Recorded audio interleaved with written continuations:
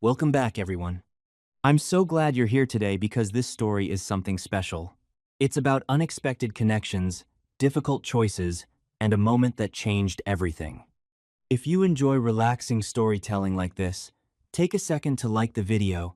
It really helps the channel grow. And feel free to say hello in the comments. I read every single one. My shift at the bookstore ended at 10:30, which meant I had exactly 30 minutes to catch the last convenient bus home. I made it with 3 minutes to spare, collapsing into a seat near the back while Chicago's October cold seeped through my green jacket. The city blurred past the windows, streetlights creating halos in the moisture-thick air. Somewhere between the loop and my neighborhood, my phone died. Just blinked out mid-scroll through a text from Megan asking if I wanted Thai or pizza for dinner. I'd forgotten to charge it after my morning classes, and now the screen was as black as the sky overhead. Annoying, but not catastrophic. I'd lived 19 years before smartphones dominated everything. I could survive 40 minutes without one. By the time I stepped off the bus 3 blocks from my apartment, the drizzle had transformed into legitimate rainfall. Not a downpour, but persistent enough to soak through my hair and make my jeans stick to my thighs. I walked faster, shoulders hunched, wishing I'd grabbed an umbrella this morning when the forecast had promised clear skies. Liar forecasts. Typical. My building came into view, a 3-story walk-up that had seen better decades. The rent was cheap enough for a 19-year-old college student working part-time, and Mrs. Park on the 2nd floor always saved me leftovers from her restaurant. Home, or close enough to it after my grandmother died last year. That's when I noticed the vehicles. 3 black SUVs parked along the curb, engines running, exhaust creating small clouds in the cold air. Not unusual for Chicago, except these weren't delivery trucks or ride shares. They were identical, gleaming even under the weak streetlights. Windows tinted so dark I couldn't see inside. Instinct prickled at the base of my spine. I slowed my pace, suddenly conscious of how empty the street was at 11 p.m. on a Tuesday. The logical part of my brain said I was being paranoid. The part that had grown up without parents, that had learned to trust gut feelings, said something was wrong. I should have turned around. Should have walked to the 24-hour diner 2 blocks over and waited until morning. Should have done anything except what I did, which was push through the building's front door and climb the stairs to the 3rd floor. The stairwell smelled like old curry and bleach, familiar scents that usually meant comfort. Tonight they felt wrong, too strong, too ordinary for whatever was making my heart hammer against my ribs. I reached the 3rd floor landing and froze. 12 men in black suits filled the hallway, not clustered together, but positioned with military precision. 2 flanking the stairwell door. 4 spread along the corridor at even intervals. 6 more surrounding my apartment door. 2 on each side and 2 directly in front. They weren't moving, just standing there, hands clasped in front of them, eyes tracking my arrival with unnerving focus. The suits looked expensive, tailored to accommodate broad shoulders and athletic builds. Professional. Dangerous. Every survival instinct I possessed screamed at me to run. I took 1 step backward, then another. My wet sneaker squeaked against the linoleum.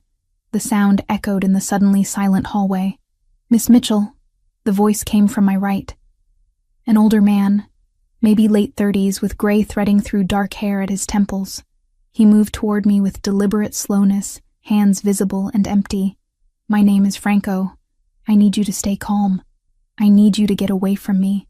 My voice came out steadier than I felt. "I'm calling the police." "Your phone is dead." He said it gently, like he was talking to a spooked animal. "We know. That's why we're here." Ice flooded my veins. "How do you know my phone is dead?" He ignored the question. "You're in danger. Serious, immediate danger. We need to get you inside your apartment right now." "I'm not going anywhere with you people." I backed toward the stairs again. "I don't know who you are or what you want, but look outside." Franco gestured toward the window at the end of the hallway. 3rd vehicle from the corner, gray sedan. 2 men inside. "They've been watching your building for 40 minutes, waiting for you to come home alone." I didn't want to look. Didn't want to give him the satisfaction. But my eyes betrayed me, flicking toward the window, toward the street below. Through the rain-streaked glass, I could just make out a sedan that hadn't been there when I arrived. Dark shapes inside, barely visible but definitely present. "Who are you?" The question came out as a whisper. "Someone your father trusted." Franco pulled something from his jacket pocket. I tensed, but it was just a key. My key. The spare I'd given to Mrs. Park for emergencies. "We need to move. Now. Those men are waiting for us to leave you vulnerable. We're not going to let that happen. My father died when I was 3 years old." I know. Something like sadness crossed his face. Thomas Mitchell. He was a good man. One of the best. The sound of my father's name, spoken with such familiarity by a complete stranger, shattered the last of my composure. "I don't understand what's happening." "I know you don't. But someone inside can explain better than I can." Franco extended his hand toward me. Not touching, just offering. "Please, Hannah. We're running out of time." I don't know why I trusted him. Maybe it was the way he said my father's name. Maybe it was the fear that had been building in my chest since I saw those SUVs. Maybe it was just exhaustion and confusion, and the desperate hope that someone, anyone, could make sense of the chaos. I let him guide me to my apartment door. The men in suits parted like water, creating a path. None of them spoke. None of them even looked at me directly, eyes fixed on points past my shoulders as if scanning for threats. Up close, I could see the bulges beneath their jackets. Weapons. These men were armed, standing in my hallway, guarding my door. Franco used my spare key. The lock clicked open with a sound that felt far too loud. He pushed the door inward, gestured for me to enter first. "If I walk in there and something happens to me," I said, surprised by how calm I sounded, "those cameras in the stairwell will have footage. The police will know." "The cameras have been off for the last 2 hours," Franco said. Not threatening, just factual. "And if we wanted to hurt you, Hannah, we've had 16 years to do it. 16 years, since I was 3, since my father died." I walked through the door. My apartment looked exactly as I'd left it this morning. Megan's textbooks scattered across the coffee table, my laptop charging by the window. The kitchen sink still had breakfast dishes I'd promised myself I'd wash tonight. Everything normal, everything familiar, except for the man standing by my bookshelf. He was tall, maybe 6'3", with the same athletic build as the men outside. But where they had faded into a collective threat, he commanded immediate attention. Dark hair, styled back from a face that could have been carved from marble. Strong jaw, high cheekbones, olive skin that suggested Mediterranean ancestry.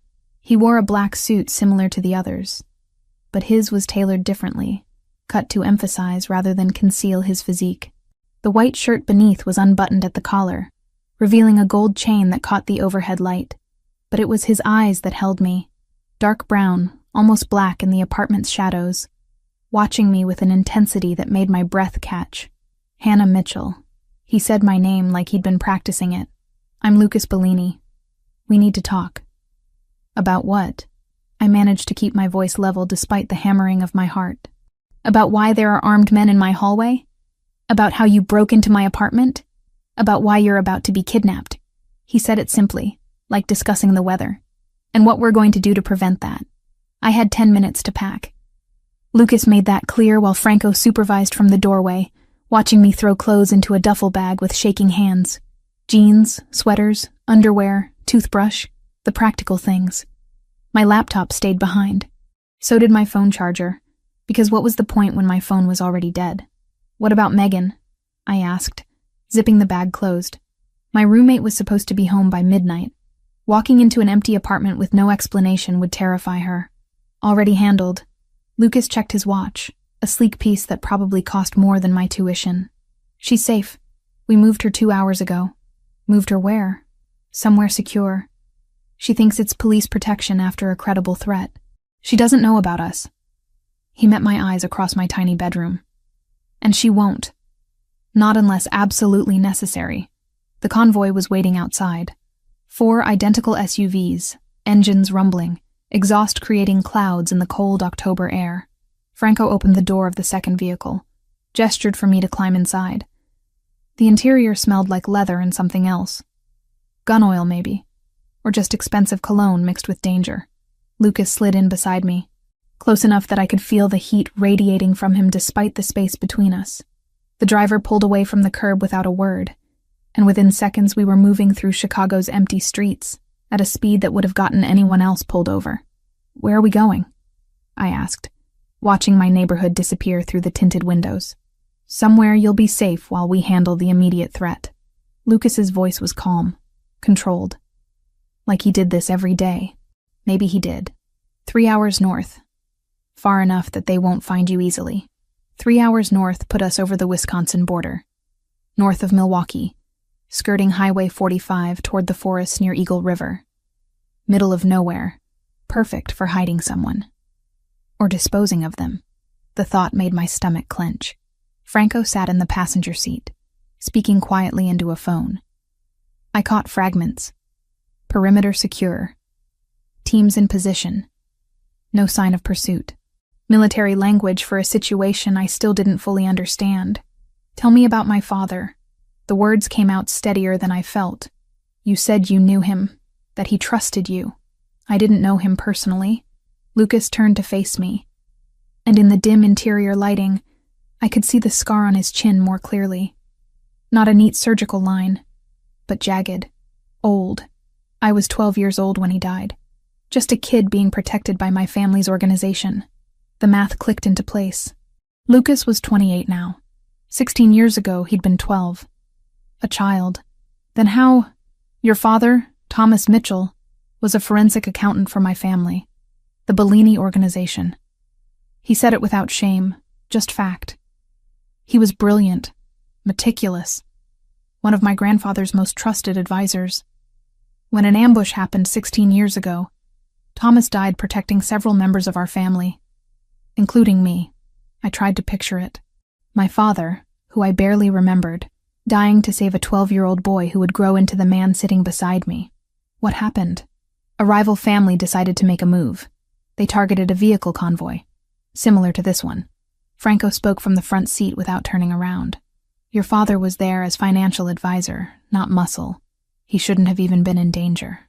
But when the shooting started, he put himself between the bullets and the people he'd sworn to protect. My hands twisted in my lap. He was a criminal. He was a man with complicated loyalties. Lucas's voice held something like respect. And before he died, he made my grandfather promise something. Protect his daughter. Keep her safe. Never let her know about this world. Your grandfather, Salvatore Bellini, Don of the family. Lucas pulled out his phone, scrolled through photos. He took Thomas's dying request seriously. Made it a blood oath. For 6 years, until my grandfather passed, he kept that promise. Had people watching you, making sure you were safe with your grandmother. He showed me the phone. An old man with fierce eyes and silver hair, wearing a suit that looked uncomfortable. When he died, I was 18. Too young to be Don, everyone said. Too inexperienced. But the family needed leadership, so I stepped up. He swiped to another photo. Himself at 18, looking impossibly young despite the hard edge already visible in his expression. One of my first acts was to honor every promise my grandfather made, including the one to Thomas Mitchell. You've been watching me for 10 years. 16 years total. 10 of those years were my direct responsibility. He didn't apologize, didn't look away. We kept our distance, made sure you never noticed, intervened only when necessary. The SUV hit the highway, speed increasing. Trees blurred past the windows, darkness punctuated by occasional streetlights. My mind raced through my entire life, trying to spot the surveillance I'd never noticed. How many times had I been in danger without knowing? How many close calls had been averted by invisible hands? The 'Ndrangheta. Franco spoke the word like a curse. That's the organization that wants you now. They discovered your connection to us about 3 weeks ago. Been planning this kidnapping ever since. Why now? Why not when I was a kid? Why wait 16 years? Lucas and Franco exchanged a look. Some silent communication passed between them. Finally, Lucas spoke. Your 20th birthday is in 2 months. When that happens, your father's will is unsealed. My father's will? Thomas was careful. Smart. He knew what he was involved in carried risks. Lucas pulled up more files on his phone. Legal documents, bank statements, property deeds. He set up a trust that activates when you turn 20, $3.2 million, a property in Italy, shares in several legitimate businesses, your inheritance. The number hit me like physical impact. $3 million? Your father spent 16 years accumulating wealth through legitimate means. Forensic accounting pays well, especially when you're as good as he was. Franco glanced back at me. He wanted you to have resources, safety, the ability to choose your own life, and the 'Ndrangheta wants to control that money through me. The pieces fell into place. They grabbed me, forced me to sign over the accounts. Then what? Kill me? Most likely. Lucas said it without inflection. Or keep you alive as leverage against us. Either way, you'd be a tool, a thing to be used. The SUV exited the highway, turning onto smaller roads. We'd been driving for over 2 hours, though I'd lost track of time somewhere between revelation and shock. My life, my father, everything I'd thought I knew had been rewritten in the span of a few hours. I need to talk to Megan. The request came out firmer than I felt. Right now. I need to know she's actually safe and not another lie. Lucas considered for a moment, then nodded. Franco, arrange a video call. Supervised, but let her see her friend is okay. 20 minutes later, we pulled through gates that appeared out of nowhere. High walls, security cameras every 50 feet, guards in dark clothing patrolling the perimeter. The property beyond was massive, a modern mansion built into the hillside, all glass and stone in defensive positioning. This wasn't a home. It was a fortress. They set me up in a room that would have been nice under different circumstances. King bed, private bathroom, windows overlooking dark forest. Franco handed me a phone, already dialing. Megan's face appeared on the screen. She looked tired, scared, but unharmed. Hannah! Oh my God, where are you? The police came and said there was a threat, and... I'm okay. I cut her off before she could spiral. I'm safe. Are you? Yeah. I'm in some hotel with like 6 cops outside my door. They won't tell me anything except that someone was planning to hurt us. Her eyes searched the screen. What's happening? Do you know more than me? No. The lie tasted bitter. Just stay where you are. Do what they tell you. This will be over soon. We talked for 5 more minutes before Franco ended the call. I handed back the phone, feeling hollow. Another lie added to the pile. Another person I cared about kept in the dark for their own protection. Lucas appeared in the doorway. You should rest. Tomorrow we'll start making plans. Plans for what? For ending this.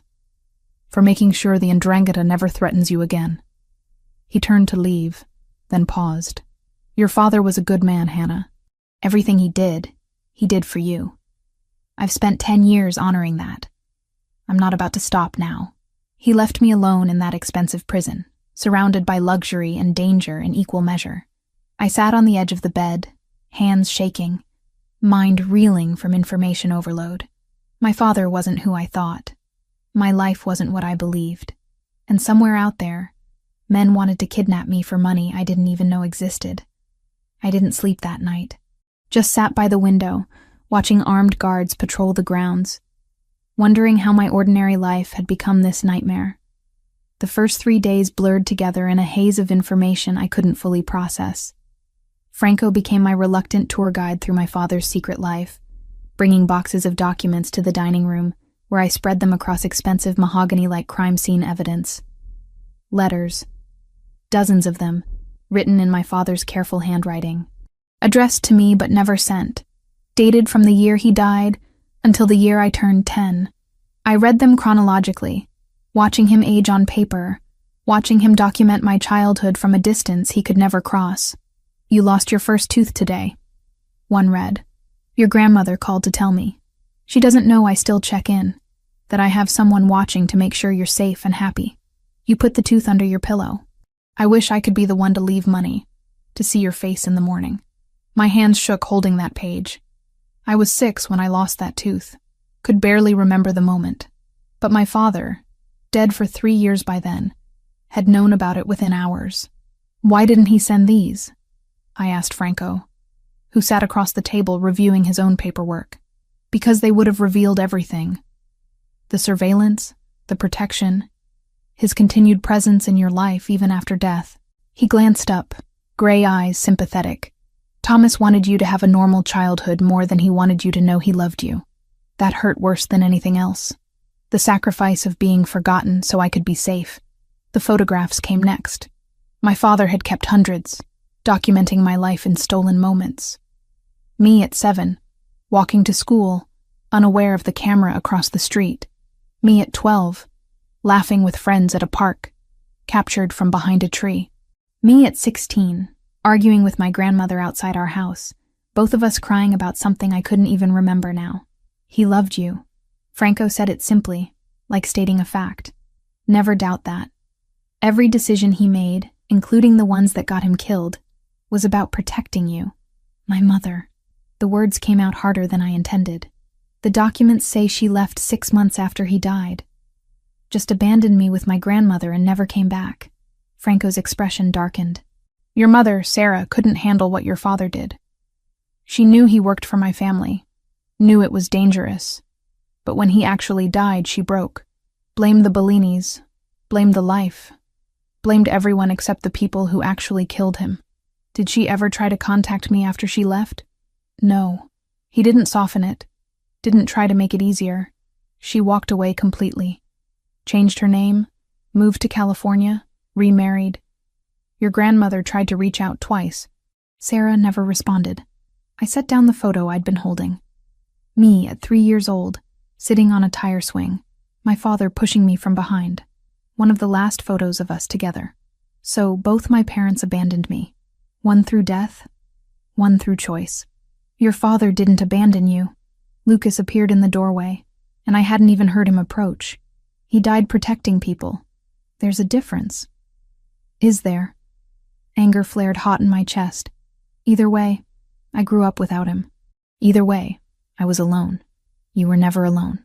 Lucas crossed the room, picked up one of the surveillance logs. Every day of your life someone was watching, making sure you were safe, intervening when necessary. That should have been comforting. Instead, it felt suffocating. The training started on day 4. Lucas insisted. Franco backed him up, and I was too exhausted from emotional overload to argue effectively. They took me to a basement gym I hadn't known existed, all padded mats and weight equipment that looked military grade.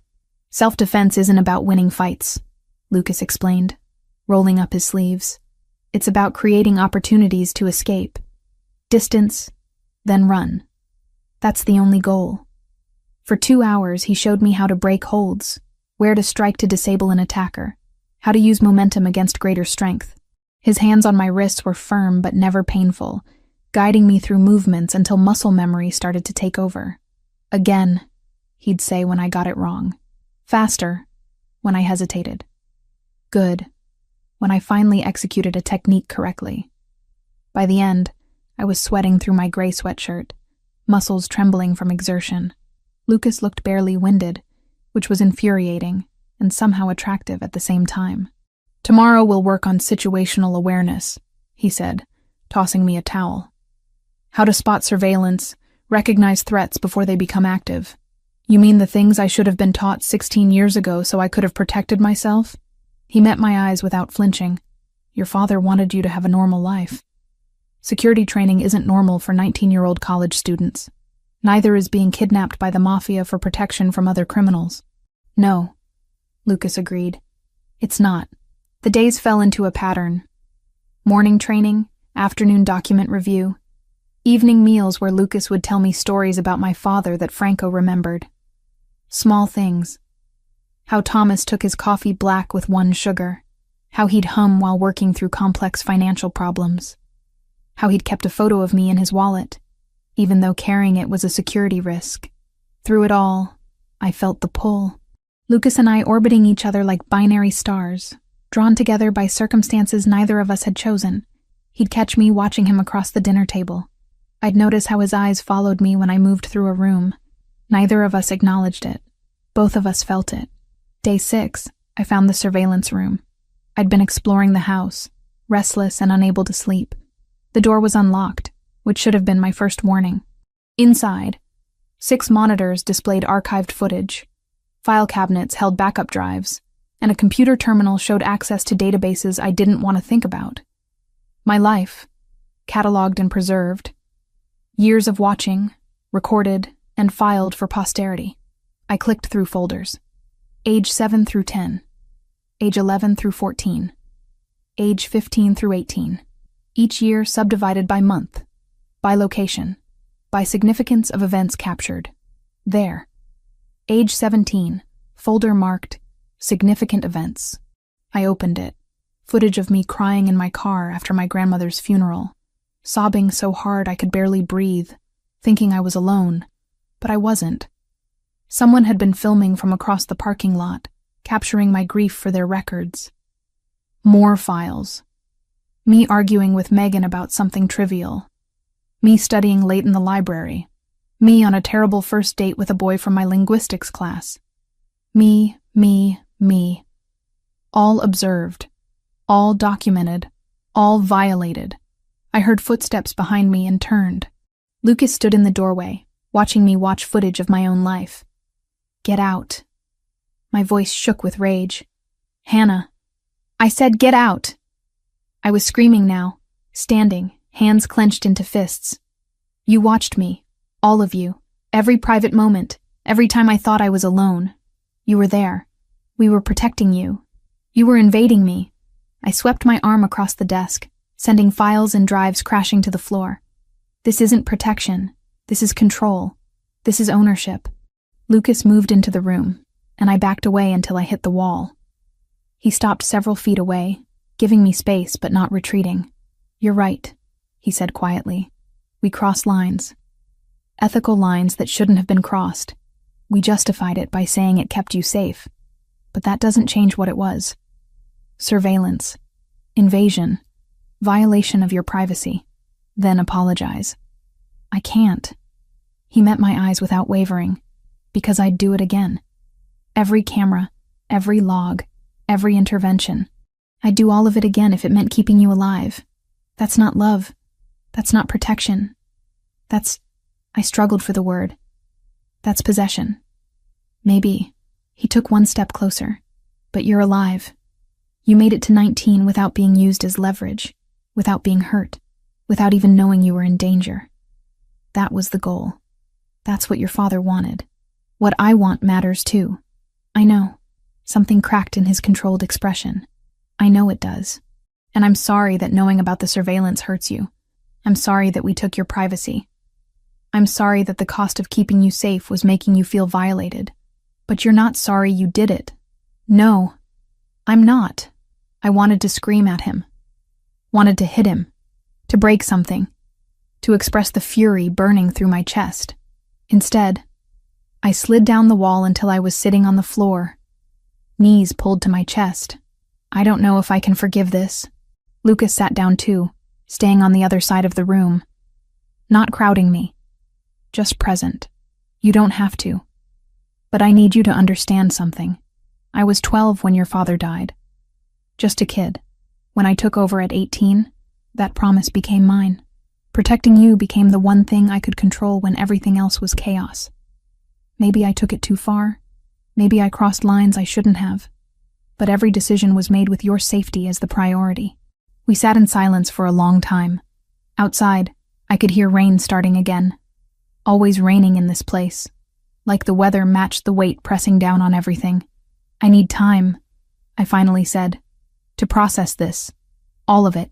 Take what you need. Lucas stood, moved toward the door, paused with his hand on the frame. But Hannah, we're running out of time before the Ndrangheta makes their next move. Whatever you decide about me, about this organization, about your father's legacy, decide fast. Because when they come, and they will come, you'll need to be ready. He left me alone in that room full of my stolen life, surrounded by evidence of 16 years of watching. I didn't know if I could forgive it, didn't know if I wanted to, but he was right about one thing. Ready or not, the threat was coming. And I had to decide whether I'd face it with the people who'd violated my privacy or alone against forces I didn't understand. Neither option felt like winning. The anger from discovering the surveillance room hadn't faded. It sat in my chest like a stone, heavy and immovable, making every interaction with Lucas tense. I avoided him when I could, spoke in clipped sentences when I couldn't. He gave me space, which somehow made it worse. I wanted him to push back, to argue, to give me a reason to explode again. Instead, he just watched me with those dark brown eyes, patient and infuriating.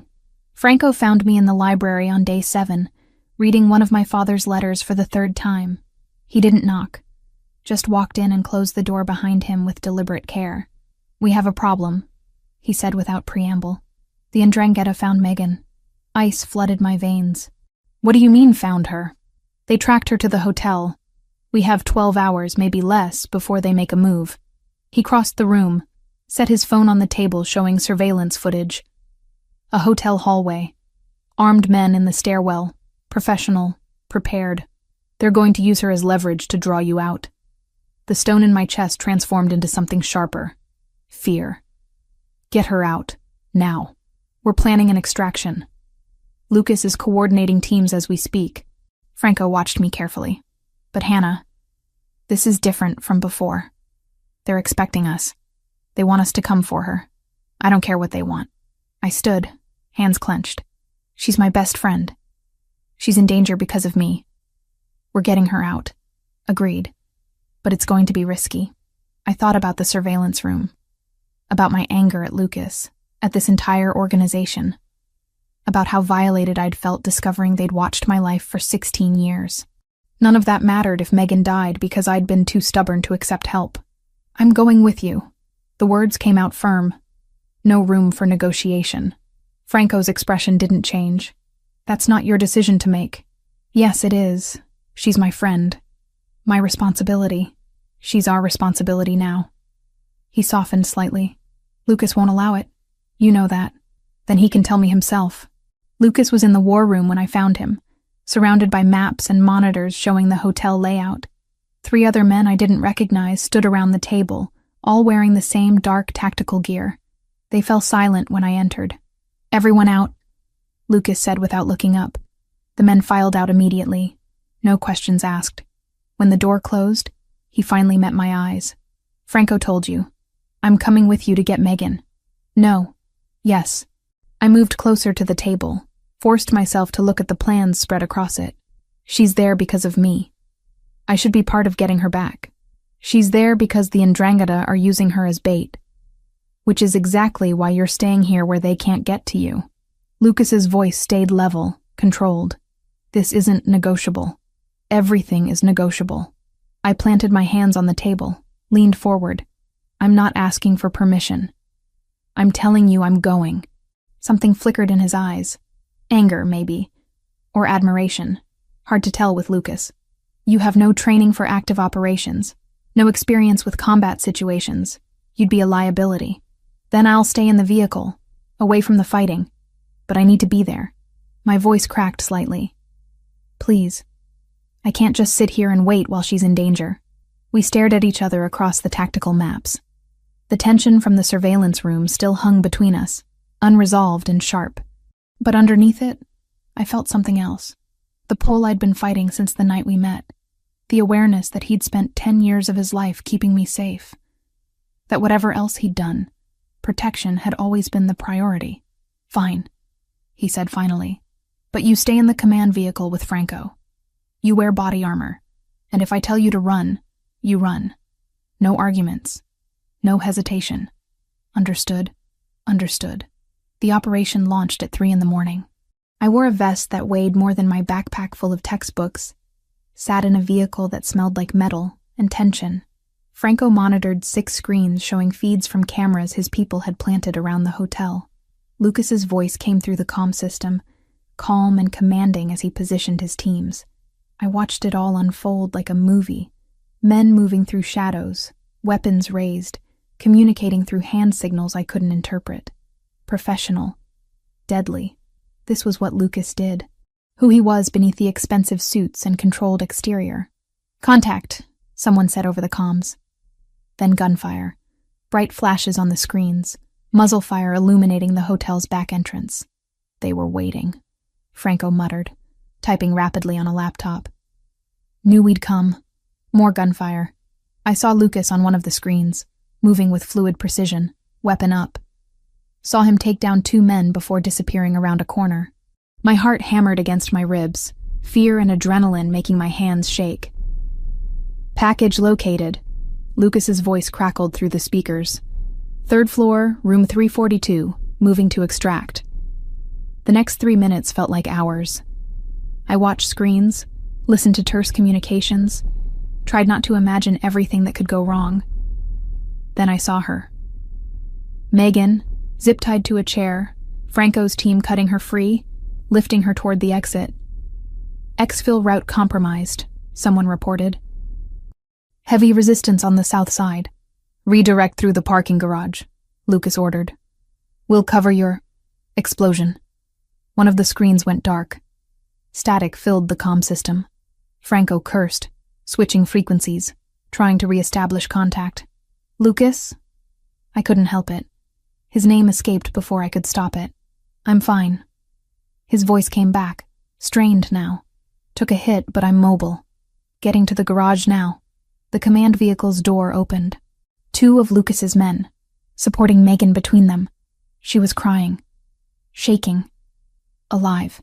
They pushed her into the vehicle and I grabbed her, pulled her close while she sobbed against my shoulder.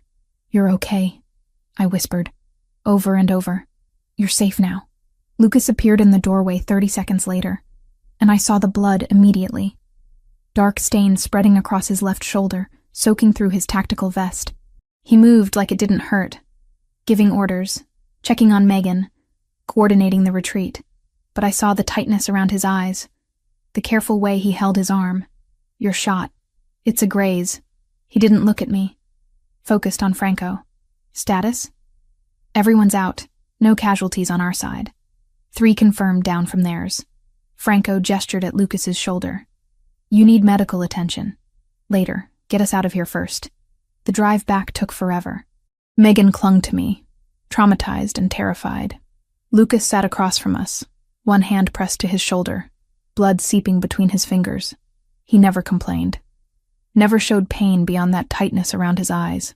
When we finally reached the property, medics were waiting.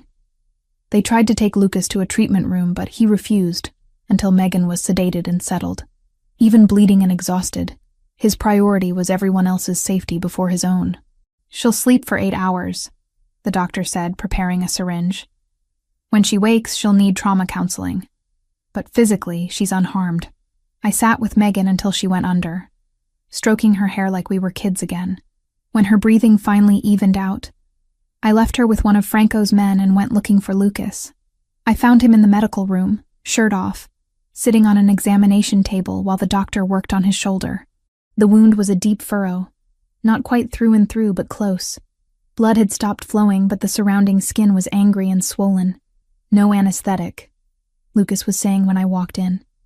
Just clean it and suture. Sir, I really think... Do it. The doctor sighed, began irrigating the wound. Lucas's jaw clenched, but he didn't make a sound. I moved to his side without thinking, reached for his right hand. His fingers closed around mine immediately, grip tight, but not painful. The doctor worked in silence. Lucas stared at the opposite wall, breathing controlled despite the pain. I watched his face, saw the discipline it took to stay still, to not react to having tissue cleaned and stitched without numbing. You're insane, I said quietly. Need to stay alert. Can't do that if I'm drugged. His eyes finally shifted to mine. You did well tonight. Stayed calm. Followed orders. Megan's alive because of you. Megan's alive because you had the courage to demand we act fast. He winced slightly as the doctor began suturing. Most people would have waited, trusted us to handle it. You knew time was critical. The stone that had been sitting in my chest since the surveillance room began to crack. Not dissolving, but shifting, making room for something more complicated than anger. Lucas had taken a bullet tonight, had put himself in danger, had bled to protect my best friend, because I'd asked him to. The doctor finished, bandaged the shoulder, left us alone with instructions about keeping the wound clean. Lucas pulled on a clean shirt with careful movements, favoring his injured side. Thank you, I said into the quiet. For getting her out, for keeping her safe. You don't need to thank me for doing my job. It's more than your job. I moved closer, close enough to see the exhaustion in his face, the pain he was suppressing. You almost died tonight. I've been almost dying for 28 years. Occupational hazard. He attempted a smile that didn't quite work. Besides, I made a promise. To your father, to my grandfather, to myself. Keeping you safe means keeping the people you love safe, too. The anger from the surveillance room was still there. The violation of my privacy, the years of watching, all of that remained unresolved. But underneath it, I felt something else breaking through. Gratitude, fear of losing him, something warmer and more dangerous that I didn't want to name. I'm still angry about the surveillance, I said honestly. About being watched my entire life without consent. I know, but tonight, seeing you get shot, watching you risk everything for Megan, I stopped, struggled for words. I don't know how to reconcile those things. The violation and the protection, the anger and the gratitude. Lucas reached out with his good hand, tucked a strand of hair behind my ear. The touch was gentle, tentative, asking permission without words. You don't have to reconcile them yet. Both can be true at the same time. We were too close. I could see the flecks of lighter brown in his eyes, could smell the antiseptic from his wound mixed with something uniquely him. The pull I'd been fighting intensified, made stronger by adrenaline and fear and relief that he was alive. Lucas, he kissed me. Or maybe I kissed him. Hard to tell who closed the final distance. His mouth was warm against mine, tasting like copper and exhaustion. His good hand slid into my hair, while mine found his chest, careful to avoid his injured shoulder. The kiss deepened. 16 years of watching, and 10 years of protecting, collapsing into this single moment. When we finally broke apart, both breathing hard, his forehead rested against mine.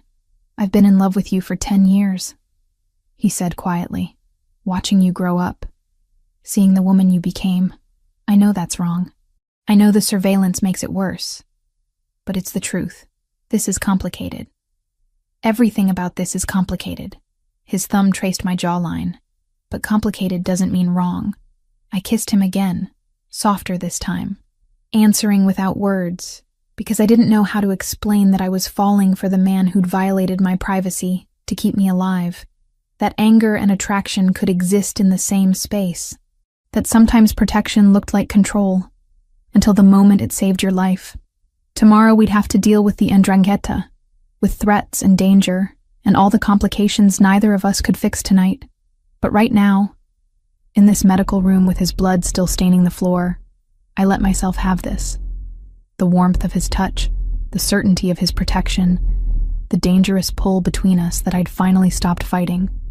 The 3 weeks that followed Megan's rescue changed everything. Not all at once, not with dramatic declarations, but in small moments that accumulated like snow building into an avalanche. Megan recovered in a guest room down the hall from mine. The first few days were rough.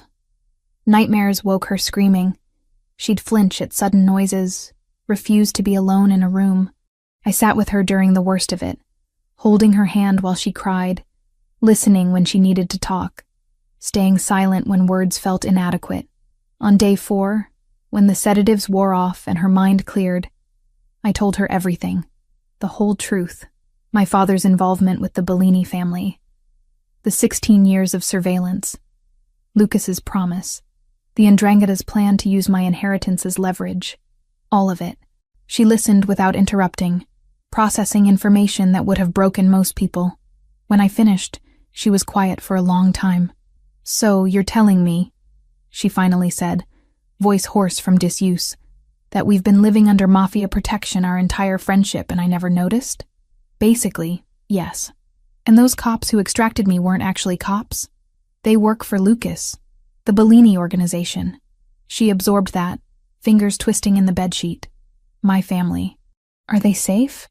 Lucas has people watching them, discreetly. Your parents think it's neighborhood watch, being extra vigilant after recent crime reports. I watched her face for signs of panic. They're completely safe. Okay. She nodded slowly. Okay. That's good. You're handling this remarkably well. I was kidnapped by Italian mobsters, rescued by different Italian mobsters, and now I'm recovering in a fortress guarded by yet more Italian mobsters. A hysterical laugh escaped her. I think my capacity for shock is maxed out. We sat together until she fell asleep naturally, without drugs.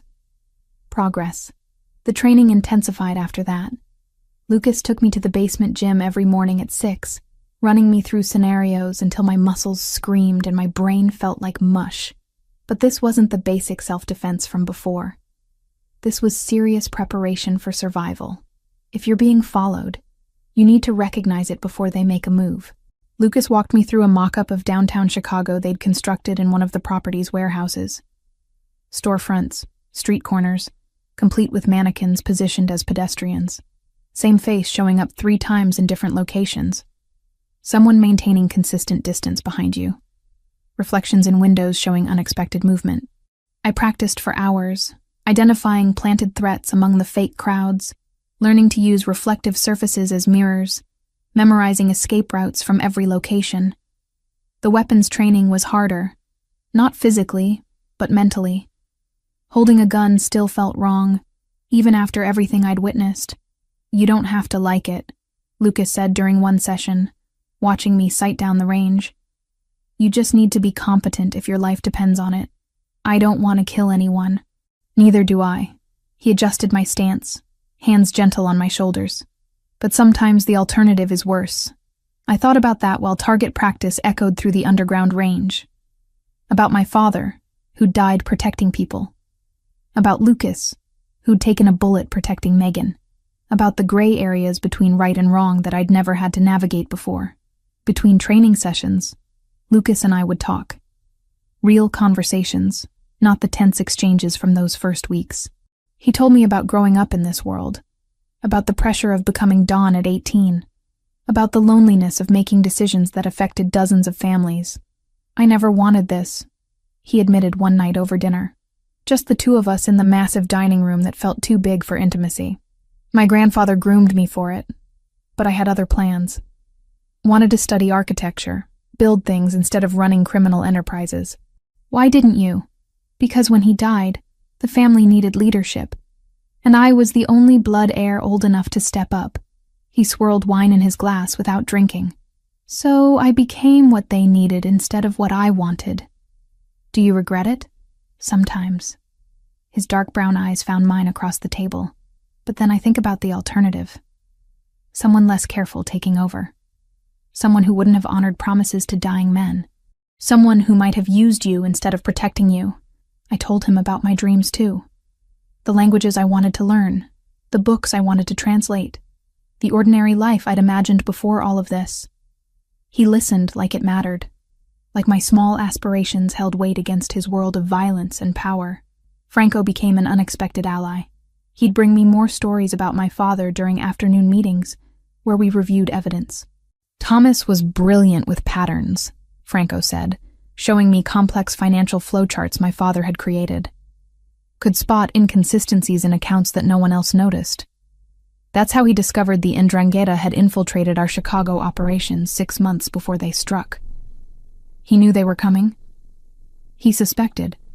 Spent weeks trying to prove it, trying to find the leak. Franco's expression darkened. Found it too late. The ambush happened before he could expose who'd sold us out. That's when the investigation really began. Lucas, Franco, and I spent hours reviewing old files, cross-referencing names, tracking money movements that dated back 16 years. Someone in the Bellini organization had worked with the 'Ndrangheta back then. Someone who might still be feeding them information now. Here, Franco pointed to a transfer flagged in my father's notes.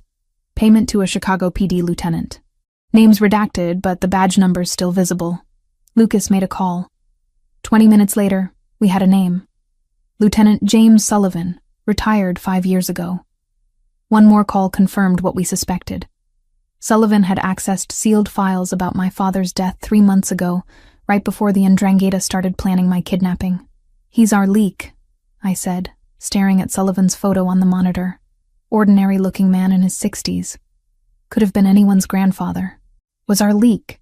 Lucas corrected. Franco, find him. I want to know who he's been talking to and where Alessandro Greco is operating from. Alessandro Greco.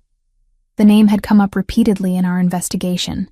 Leader of the 'Ndrangheta's U.S. operations, 42 years old, ruthless and strategic. The man who wanted my inheritance. The man who'd ordered Megan's kidnapping. When we find him, Lucas said, studying Greco's file, this ends. Without leadership, the 'Ndrangheta's Chicago cell collapses. You'll be safe. Safe. The word felt foreign. Will I ever actually be safe? Or will there always be another threat? Another organization wanting to use me? Lucas reached across the table, laced his fingers through mine. I can't promise you'll never face danger again. This world doesn't work that way. But I can promise I'll do everything in my power to eliminate current threats and prevent new ones. His thumb traced circles on my palm. The touch was familiar now, comforting. Somewhere between the surveillance room confrontation and Megan's rescue, my anger had transformed into something more complicated. Understanding, maybe, or acceptance that protection and violation could coexist in the same actions. I'm falling in love with you, I said quietly. I don't know if that's Stockholm Syndrome, or trauma bonding, or just genuine feeling. But it's happening. I told you I've been in love with you for 10 years. He pulled me closer, across the table, until our faces were inches apart. Whatever label you want to put on what we have. It's real, and I'm not letting you go. We kissed across the evidence of my father's murder, and the plans to avenge it. Strange place for romance. But nothing about this was conventional. Megan walked in on us 3 days later, found us tangled on the library couch, and just sighed. I'm not even surprised anymore, she said, dropping into a chair. You two have been circling each other like magnets since the night this started. Is this weird for you? I asked, straightening my shirt. Your boyfriend runs a crime syndicate and you're the daughter of a dead accountant who worked for said syndicate. She considered. Yeah, it's weird. But after being kidnapped and rescued, my threshold for weird has significantly expanded. Lucas excused himself to take a call, leaving us alone. Megan studied me with the sharp focus I'd seen her use when analyzing complex legal theories for her pre-law classes. Are you happy? She asked bluntly. I don't know. Happy feels too simple for what this is. Okay. Different question. Do you feel safe with him? I thought about Lucas taking a bullet for her. About him training me to protect myself. About the careful way he touched me. Always asking permission through gesture even when words failed. Yes, I feel safe. Then that's what matters. She stood, moved to sit beside me on the couch. We're going to get through this, hon. We're going to survive whatever comes next, and go back to our normal lives. I don't think my life will ever be normal again. Maybe not, but we'll figure out a new normal. Together. That night, Lucas found me on the balcony overlooking the dark forest. Stars scattered across the sky, visible without Chicago's light pollution. He wrapped his arms around me from behind, chin resting on my shoulder. Franco located Sullivan. He said quietly, he's been feeding information to Alessandro Greco for 6 months. Meeting locations, financial details, everything he could access about you. Where is he now? Being questioned. By the time we're done, we'll know exactly where Greco is operating from and how to reach him. I leaned back against Lucas's chest, felt his heartbeat steady against my spine. This is really going to end soon, isn't it? Yes. One way or another. It ends soon. I didn't ask what would happen after. Whether I'd return to school, whether Lucas and I would try to make this work in the real world. Those were questions for after survival. For now, I just stood in his arms, watching stars that had witnessed 16 years of secrets, and tried to prepare for whatever came next. The lawyer's office smelled like leather and old paper. Expensive, in the way everything connected to my father seemed to be expensive. I sat in a chair that probably cost more than my monthly rent, watching a man in a charcoal suit read through documents that would change my life.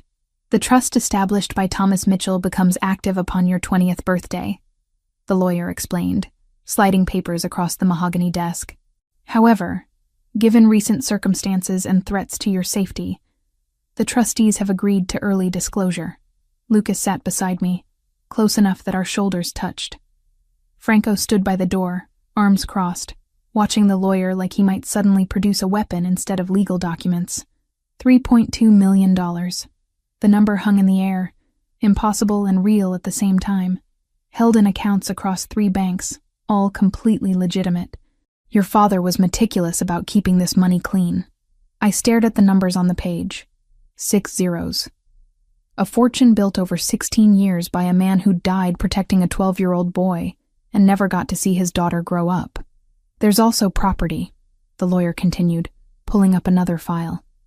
A villa in Tuscany, purchased 8 years ago, and shares in several businesses here in Chicago. All told, including the cash and assets, you're looking at closer to $4 million. $4 million. My father, the criminal accountant, had left me wealthy beyond anything I'd imagined. The Ndrangheta knows about this, I said, not really a question. They know enough. Lucas's voice was tight, which is why we need to end this before your actual birthday in 2 months. The meeting lasted another hour. Signatures, account transfers, legal proceedings that made my head spin. By the time we left, I was officially rich and still terrified. The ride back to the property was quiet. I watched trees blur past the SUV's windows, trying to process what wealth meant in a world where people wanted to kidnap me for it. Your father earned every cent legitimately, Franco said from the front seat, like he could read my thoughts. Forensic accounting pays well. He invested smart, lived modestly, saved everything for you. He should have been here to give it to me himself. He should have. Lucas's hand found mine in the darkness. But he made sure you'd be taken care of, even from beyond the grave. 3 days after the inheritance revelation, Franco burst into the dining room during breakfast with news that made my coffee go cold. We have a problem. 2 of our lower-level guys accepted bribes from the Ndrangheta. He tossed photos on the table. 2 men I vaguely recognized from the property's security detail. They've been feeding information for 3 weeks. Lucas's expression went deadly calm. What did they compromise? Property locations, security rotations, vehicle schedules. Nothing critical yet, but they were building toward something bigger. Where are they now? Secured, being questioned. Franco's jaw tightened. But if 2 flipped, there could be more. That's when everything changed. Lucas implemented what he called a total lockdown. Only the inner circle, people he'd known for years, were allowed access to the property. Everyone else was reassigned, relocated, or put under surveillance themselves. The fortress became even more isolated. I felt the walls closing in again. The brief freedom I'd found in the previous weeks, the sense that maybe I could navigate this world, evaporated under the weight of new restrictions. I can't live like this, I told Lucas on the 4th day of lockdown. We were in his office, alone, the space between us charged with frustration. Trapped in this house, unable to move, unable to breathe. It's temporary, until we identify all the leaks. Everything is temporary with you. Temporary lockdown, temporary protection. When does temporary become permanent imprisonment? His expression hardened. You think I want this? You think I enjoy keeping you caged? I think you're so focused on protection that you've forgotten I'm a person with agency. I'm not a possession to be guarded. We stared at each other across the desk. Years of complicated history compressed into this moment. Him as the protector who'd watched me grow. Me as the protected who'd never asked for surveillance or control. What do you want? He finally asked. Balance. Security that doesn't feel like suffocation. A say in decisions that affect my life. Lucas leaned back in his chair, studied me with those dark brown eyes that saw too much. You're right. I've been making unilateral decisions. Treating you like something fragile instead of someone capable. So, change it. Okay. He stood, moved around the desk toward me. Here's what I can offer. You get more freedom within security parameters, more input on decisions, more trust that you can handle the truth even when it's ugly, and in exchange, you trust me when I say something is too dangerous, except that sometimes the answer has to be no for reasons beyond control. He stopped in front of me, close enough to touch. We worked together instead of me imposing and you resisting.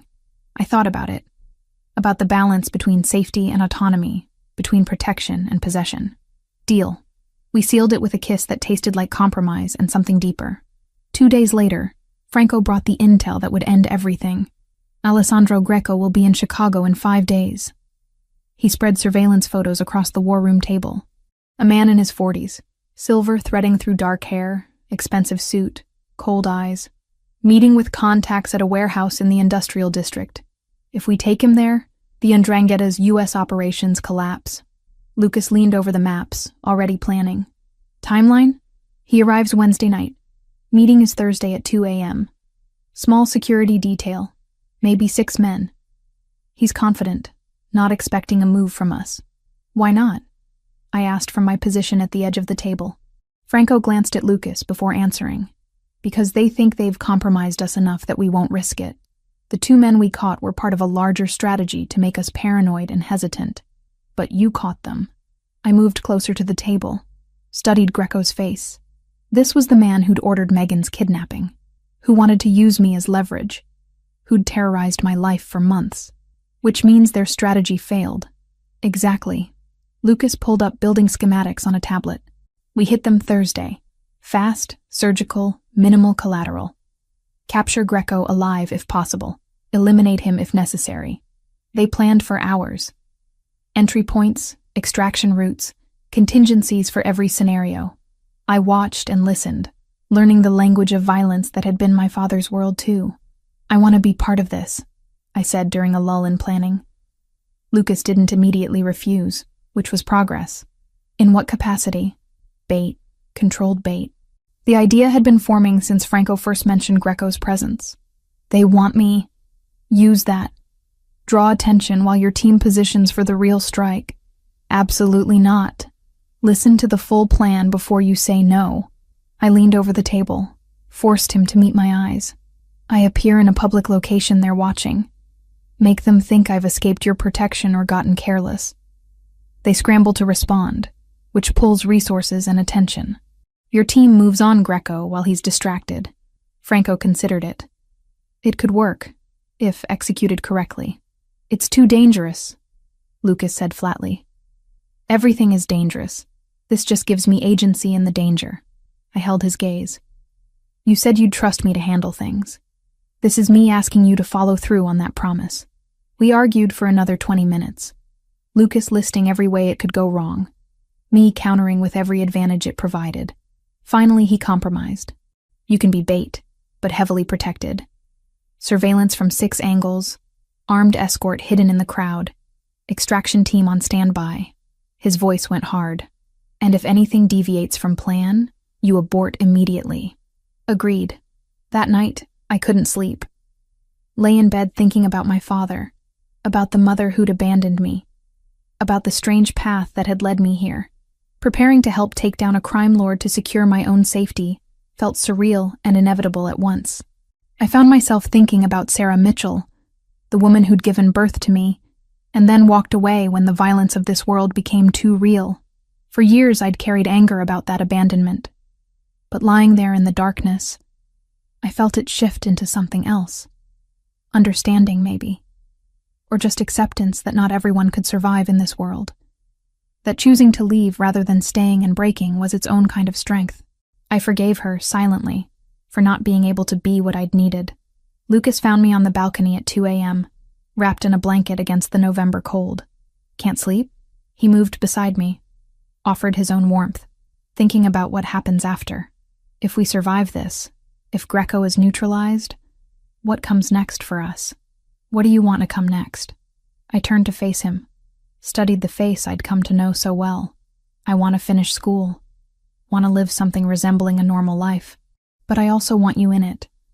Somehow, we figure out how to make this work. It won't be easy. Nothing about this has been easy. I leaned into him.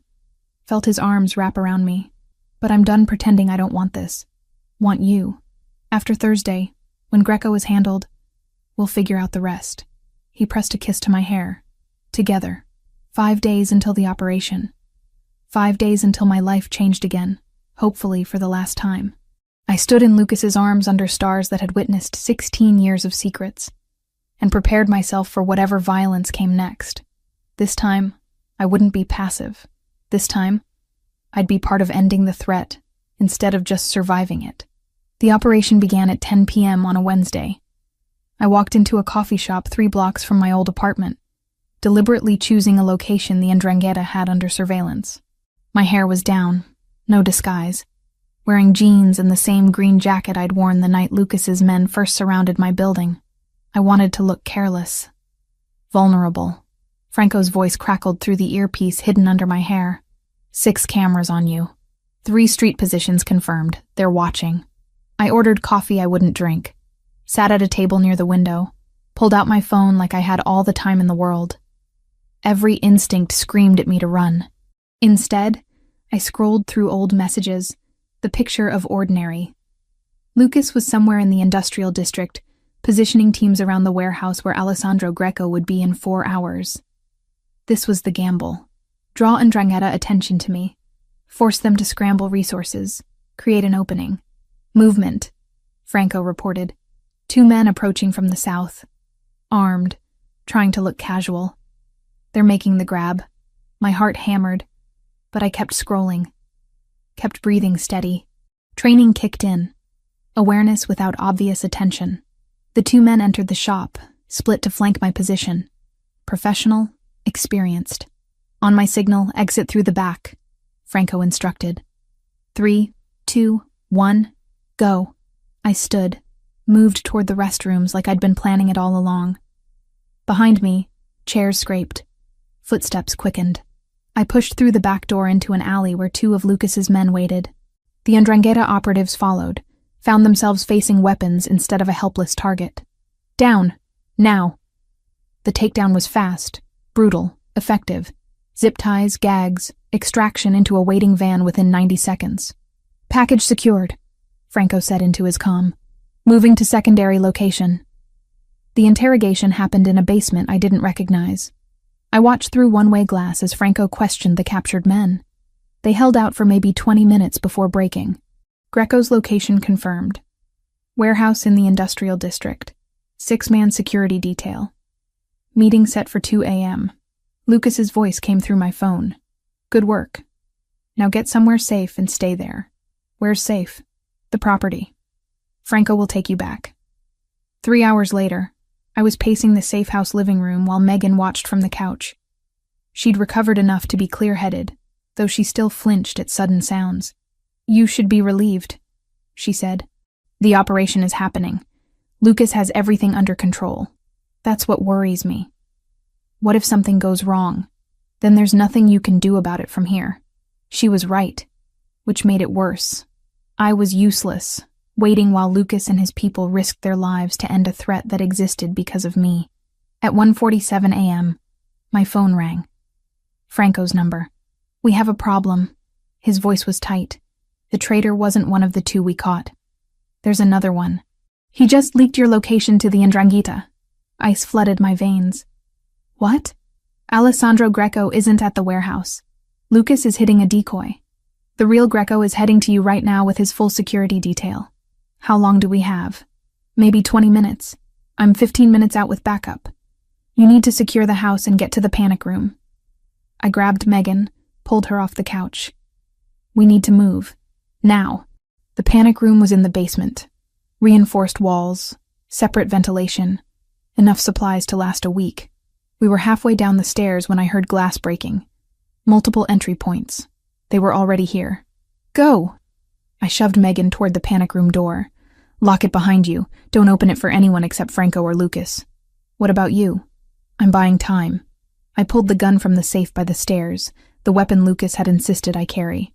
My hands shook, but I clicked off the safety, chambered around like he'd taught me. The basement door burst open. 3 men in tactical gear, weapons up, scanning for targets. I fired twice, missed both times but made them dive for cover. Gave Megan 10 seconds to seal herself in the panic room. Footsteps above, more breaking glass. They were everywhere. Franco crashed through the back entrance, weapon firing before he fully cleared the doorway. 2 of the men in the basement went down. The 3rd returned fire, catching Franco in the chest. Body armor stopped the round, but the impact threw him backward. I fired again, this time hitting the shooter in the shoulder. He dropped, cursing. Franco was up, moving despite the hit, clearing the basement with practiced efficiency. "How many?" I asked, voice surprisingly steady. "At least 6 more upstairs. Greco's here personally." Franco checked his weapon, reloaded. "This is bad, Hannah. Really bad." More gunfire from above, then a different sound. Lucas's voice, shouting orders. He'd abandoned the warehouse operation, realized the trap, come back. The next 5 minutes were chaos.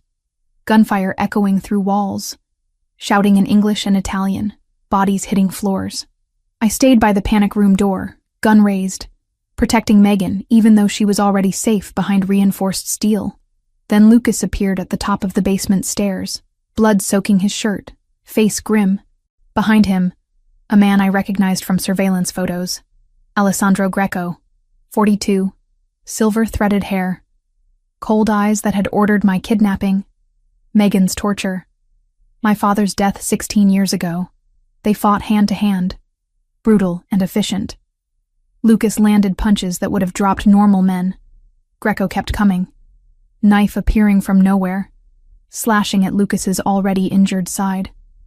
I saw the moment Lucas's strength failed, saw Greco's knife rising for a killing blow. I didn't think, just raised my weapon and fired. The first shot missed. The second caught Greco in the thigh. He stumbled, turned toward me with fury in his eyes. Lucas used the distraction, grabbed Greco from behind, twisted hard. The sound of breaking bone was sickening. Greco dropped, gasping, and Lucas finished it with brutal efficiency. Then he collapsed, blood pooling beneath him too fast. "Franco!" I was screaming, dropping beside Lucas, hands pressing against the wound in his abdomen. "Franco, he's bleeding out!" Franco was on his phone, calling for medical evac, barking coordinates. Lucas's eyes found mine, consciousness fading. "You're okay," he managed. "That's what matters. Stay with me, please stay with me." Movement at the stairs. Another man, one I vaguely recognized from the property's security detail. The traitor Franco had mentioned. Weapon raised, aimed at Lucas's head. I saw it happening like slow motion. Saw his finger tightening on the trigger. Threw myself between them without thinking. The bullet hit my left shoulder, spun me sideways. Pain exploded white-hot through my entire body. I heard Franco shouting, heard gunfire, heard someone screaming that might have been me. Then Lucas's hands were on me, despite his own injuries, pulling me close. "No, no, no. Hannah, stay awake, look at me." I tried. The ceiling swam above me. Franco appeared, pressing something against my shoulder. The pain intensified until darkness pulled at the edges of my vision. Sirens. Helicopter rotors. Voices shouting medical jargon I didn't understand. Lucas's face above mine, tears cutting tracks through blood and dirt. "You saved me," he was saying. "You saved my life. Promised." I managed. Together. The helicopter ride blurred. Pain medication flooding my system. Paramedics working on both me and Lucas. Franco's voice giving updates, coordinating with hospitals, with lawyers, with people who would clean up the aftermath. We were separated at the hospital. Lucas to emergency surgery for the abdominal wound. Me to a different operating room for the shoulder. Federal agents appeared before they put me under, asking questions I couldn't focus on. "Protected witness," Franco was saying to them. "She's cooperating fully. Give her space. The organization that threatened her? Neutralized. Leaders dead. Structure collapsed. She's safe now. Safe." The word followed me into unconsciousness, tangling with pain and fear and the image of Lucas's blood on my hands. When I woke, Megan was there. Unharmed, crying, holding my right hand like she'd never let go.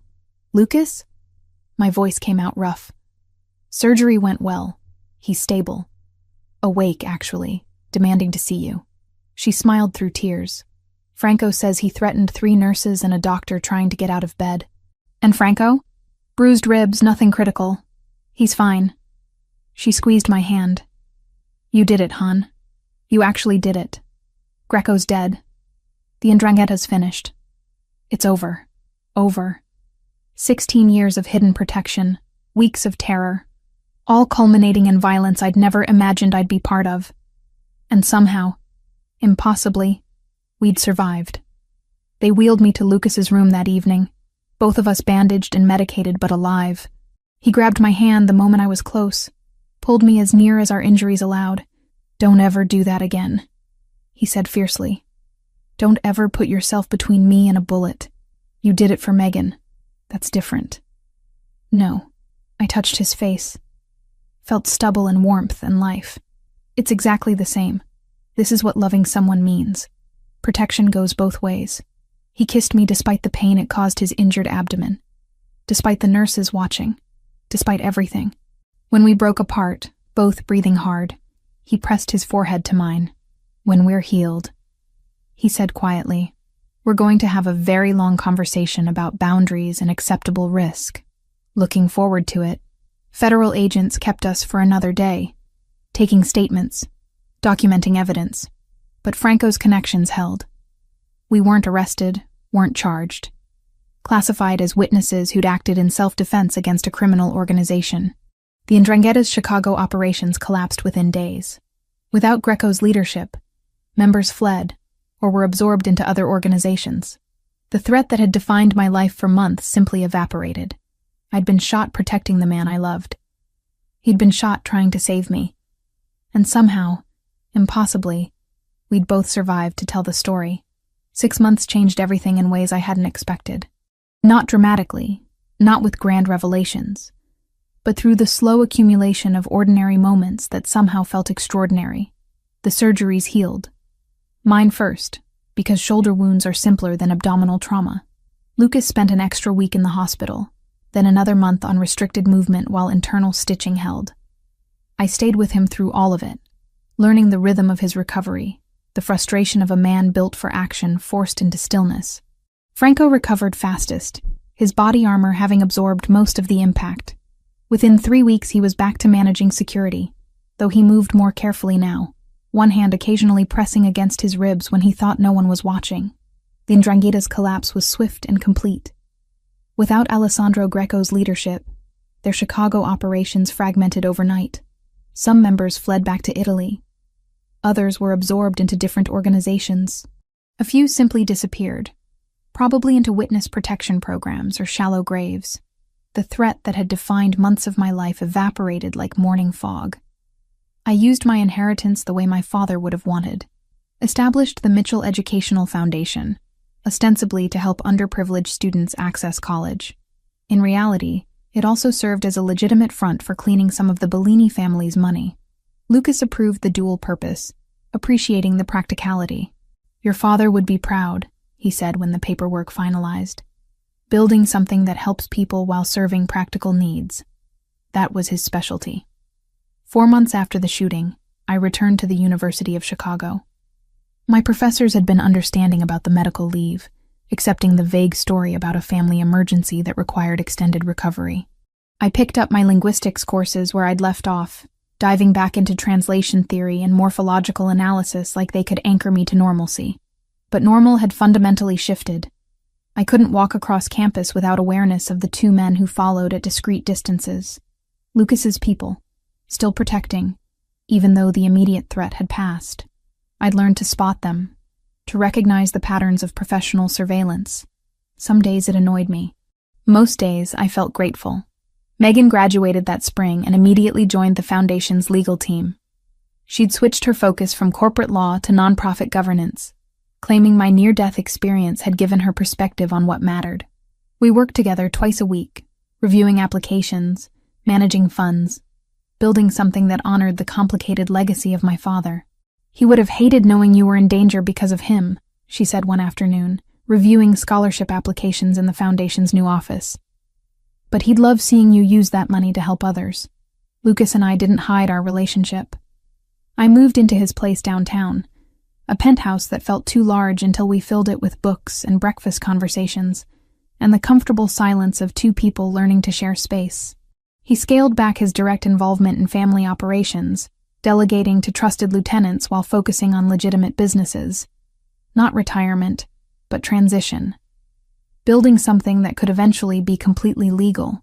We had long talks about boundaries and futures, about what it meant to love someone whose past included violence, whose present still required security measures, whose future would never be entirely ordinary. "I can't promise you normal," he said one night, both of us on the balcony watching Chicago's lights stretch toward the horizon. "But I can promise you honest. No more surveillance without consent. No more unilateral decisions about your safety. I can't promise I'll always follow your security recommendations," I countered. "But I can promise I'll listen. Consider them. Not act recklessly just to prove independence." We sealed the compromise with a kiss that tasted like trust earned rather than given. 6 months after we'd nearly died together, Lucas booked flights to Italy. Private because commercial travel still felt risky, but aimed at something I'd been quietly wanting since discovering my inheritance. The villa in Tuscany sat on a hillside overlooking vineyards that had been producing wine for 300 years. Stone walls, terracotta roof tiles, windows that framed the landscape like paintings. My father had purchased it 8 years before he died, probably never seeing it in person, just knowing his daughter would someday need a place to connect with her heritage. We spent 3 days there, walking through rooms filled with furniture I'd inherited from strangers, eating at restaurants where everyone spoke the melodic Italian Lucas had been teaching me. But the real destination was 40 minutes north, in a village so small it barely appeared on maps. The cemetery overlooked rolling hills that seemed to stretch forever. Old graves, some dating back centuries, marked families who'd lived and died in this soil. And there, under an oak tree that probably predated America itself, was a newer headstone: Thomas Mitchell, beloved father, 1970-2009. They'd transferred his remains from Chicago 2 years ago, Lucas explained. Brought him home to the region where his grandfather had been born, where the Mitchell name originated before immigration scattered families across the world. I knelt in grass that smelled like earth and history, placed flowers we'd bought from a vendor in the village. For a long time, I just sat there, trying to find words for everything I'd learned, everything I'd survived, everything I'd become. "I wish I remembered you better," I finally said, fingers tracing his name in stone. "I have fragments. Your laugh, the way you'd hum while cooking, but mostly I have the man other people described. The accountant who died protecting a 12-year-old boy. The father who built a fortune to keep his daughter safe. The wind moved through the oak tree, rustling leaves that would fall in a few months, just to regrow next spring. Cycles of death and renewal playing out in nature, the way they did in families. I understand now why you kept secrets, why you chose surveillance over presence. You wanted me to have the normal childhood you never could." I wiped tears that had started falling without permission. "I forgive you for the watching. I forgive you for dying. I forgive you for all of it." I thought about my mother too, Sarah Mitchell, who'd walked away rather than staying and breaking. For years I'd carried anger about her abandonment. But sitting at my father's grave, understanding the weight of this world, I felt that anger transform into something softer. "I forgive her too," I said quietly, "for leaving, for choosing herself over staying in violence. Not everyone can survive in this world. That's okay. That doesn't make them bad." Lucas had been standing at a distance, giving me privacy, but when I looked up, he was there, kneeling beside me in the grass, hand finding mine. He spoke in Italian first, words I'd learned well enough to understand. A promise, updating the one his grandfather had made, the one he'd inherited at 18. Then he switched to English, voice rough with emotion. "I'm not here because I owe you protection. Not anymore. I'm here because I love you, because you're the strongest person I've ever known, and I want to spend my life respecting that strength, not controlling it." More tears. Happy ones this time. I turned to face him fully, saw in his dark brown eyes the man who'd spent 10 years watching from shadows before finally stepping into light. "I love you too, not despite who you are, but because of it. The protection and the violence, and the complicated honor that makes you who you are." He pulled a small box from his pocket. Not a surprise, exactly. We'd talked about marriage in abstract terms, but seeing the ring made it real and immediate and terrifying in the best way. "Hannah Mitchell, will you build something new with me? Something that honors the past, but isn't defined by it?" "Yes." The word came out easy, certain. "Yes." We stayed at my father's grave until the sun began setting, painting the Tuscan hills in shades of gold and amber. Before leaving, I pressed my hand to the headstone one last time. "I'll come back," I promised. "Bring your grandchildren someday. Tell them about the accountant who loved his daughter enough to die protecting strangers." Lucas and I walked back to the car hand in hand, leaving flowers and forgiveness and the weight of 16 years behind us. Italy felt like an ending and a beginning simultaneously. The past honored, the future uncertain but faced together. We flew back to Chicago 2 days later. I returned to university, to the foundation, to the ordinary rhythms of a life that would never be completely ordinary. Lucas continued transitioning the family business, building legitimate operations while carefully disentangling from the criminal world his grandfather had built. Some nights I still dreamed about the warehouse, about bullets and blood and Francesco Greco's cold eyes, but I'd wake to Lucas beside me, real and warm and alive. We'd survived. That mattered more than the nightmares. Megan got engaged that fall. I stood as her maid of honor, watched her marry someone who'd never been kidnapped by organized crime, who'd never needed mafia protection just to exist. The normalcy of her life felt like victory, proof that not everything had to be complicated. My 20th birthday came and went without incident. The inheritance that had caused so much violence became just money, useful for building dreams, but not worth dying over. I finished my degree in linguistics, started graduate work in translation studies, lived the life my father had wanted for me. And through all of it, Lucas was there, not watching from shadows, but present, learning to be a partner instead of a protector. Some days were harder than others. Old habits die slowly, and he'd spent a decade thinking of me as someone to guard rather than someone to know. But we worked through it, building trust one conversation at a time. 2 years after that night in the cemetery, standing on our balcony overlooking Chicago, I realized I was happy, not in spite of everything that had happened, but because of it. The violence had been real, the trauma genuine, but so was the love we'd built from impossible circumstances. "What are you thinking?" Lucas asked, arms wrapping around me from behind. "That my father would approve of this, of us. I hope so. I've spent half my life trying to honor his memory." "You did more than honor it. You gave me a life worth living." We stood there as the city sparkled below. Two people who'd survived impossibility and chosen to build something real from the wreckage. The past would always be part of us, but the future stretched out, full of ordinary moments and extraordinary love. And that felt like its own kind of redemption.